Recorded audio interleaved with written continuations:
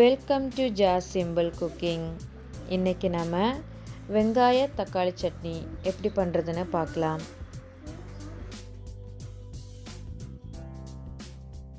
அதுக்காக நான் இங்கே 2 வெங்காயம் கட் பண்ணி எடுத்திருக்கேன். 2 தக்காளி அதுவும் கட் பண்ணி வச்சுருக்கேன். 5 பல் பூண்டு, ஒரு சின்ன துண்டு இஞ்சி கட் பண்ணி வச்சுருக்கிறேன். அதுக்கப்புறமா இந்த ஸ்பூனுக்கு 1 ஸ்பூன் உளுந்து, 1 ஸ்பூன் கடலைப்பருப்பு, 5 வத்தல். தாளிக்கிறதுக்காக 1 ஸ்பூன் கடுகு, கொஞ்சம் கருவேப்பிலை. முதல்ல ஸ்டவ் ஆன் பண்ணி ஒரு கடாய் வச்சுக்கோங்க. கடாய் நல்லா சூடானதும் அதில் நம்ம எடுத்து வச்சுருக்கிற உளுந்து, கடலைப்பருப்பு, வத்தல் சேர்த்து நல்லா வறுத்து எடுத்துக்கலாம்.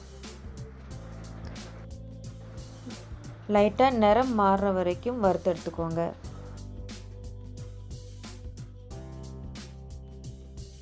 இப்போ இது நல்லா வறுபட்டுடுச்சு. இப்போ நம்ம ஒரு பாத்திரத்தில் எடுத்து வச்சுக்கலாம்.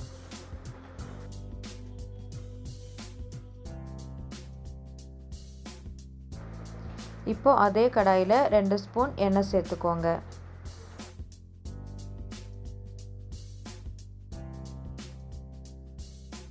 எண்ணெய் நல்லா சூடானதும் நம்ம எடுத்து வச்சுருக்கிற இஞ்சி பூண்டு சேர்த்து 1 நிமிஷம் வதக்கிக்கலாம்.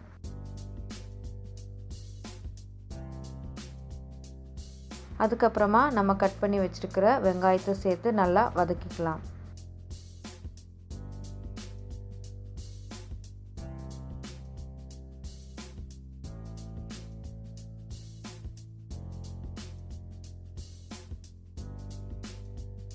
வெங்காயம் நல்லா வதங்கி வந்ததுக்கப்புறமா நம்ம கட் பண்ணி வச்சுருக்கிற தக்காளியை சேர்த்துக்கலாம். தக்காளி நல்லா சாஃப்ட் ஆகிற வரைக்கும் நல்லா வதக்கிக்கலாம்.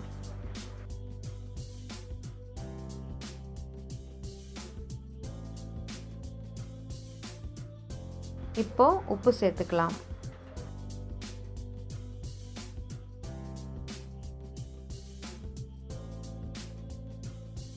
வெங்காயம் தக்காளியும் இப்போ நல்லா வதங்கிடுச்சு. இப்போ நம்ம ஸ்டவ்வை ஆஃப் பண்ணிடலாம். இது நல்லா ஆற வரைக்கும் வெயிட் பண்ணுவோம். அதுக்கப்புறமா ஒரு மிக்ஸி ஜார் எடுத்துக்கோங்க. அதில் நம்ம வறுத்து வச்சுருக்கிற உளுந்து, கடலைப்பருப்பு, வத்தல் சேர்த்து லைட்டாக திரிச்சிக்கலாம். இப்போ கொஞ்சம் பவுட்ரு பண்ணியாச்சு. இதில் இப்போ நம்ம ஆற வச்சுருக்கிற வெங்காயத்தையும் தக்காளியும் சேர்த்து நல்லா அரைச்சி எடுத்துக்கலாம். லைட்டாக சுடு தண்ணி சேர்த்து அரைச்சி எடுத்துக்கோங்க. நான் இங்கே 1/2 கிளாஸ் தண்ணி சேர்த்துருக்கேன். இப்போ நல்லா அரைச்சி எடுத்தாச்சு. இந்த மாதிரி நல்லா அரைச்சி எடுத்துக்கோங்க. இப்போ நாம் இதை தாளிச்சிடலாம். அதுக்காக ஸ்டவ் ஆன் பண்ணி ஒரு கடாயை வச்சுக்கோங்க. அதில் 2 ஸ்பூன் எண்ணெய் சேர்த்துக்கோங்க.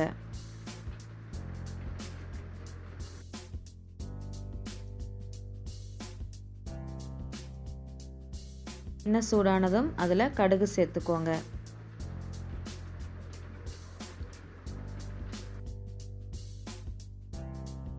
கடுகு நல்லா பொரிஞ்சு வந்ததும் நம்ம கருவேப்பிலை சேர்த்துக்கலாம்.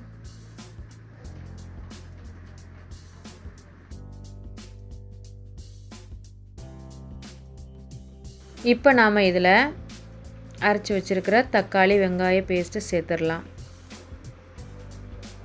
சேர்த்துட்டு ஒரு 2 நிமிஷம் நல்லா கொதிக்கட்டும். நல்லா மிக்ஸ் பண்ணி விட்டுக்கோங்க. ஃப்ளேமை வந்து சிம்மில் வச்சுக்கோங்க. இப்போ 2 நிமிஷம் போல் ஆகிருக்கு. இப்போ நம்ம ஸ்டவ் ஆஃப் பண்ணிடலாம். அவ்வளோதான், வெங்காய தக்காளி சட்னி ரெடி ஆயிட்டு. இந்த வீடியோ உங்களுக்கு பிடிச்சிருந்தா லைக் பண்ணுங்கள், ஷேர் பண்ணுங்கள், கமெண்ட் பண்ணுங்கள், மறக்காமல் சப்ஸ்கிரைப் பண்ணுங்கள். தேங்க்ஸ் ஃபார் வாட்சிங்.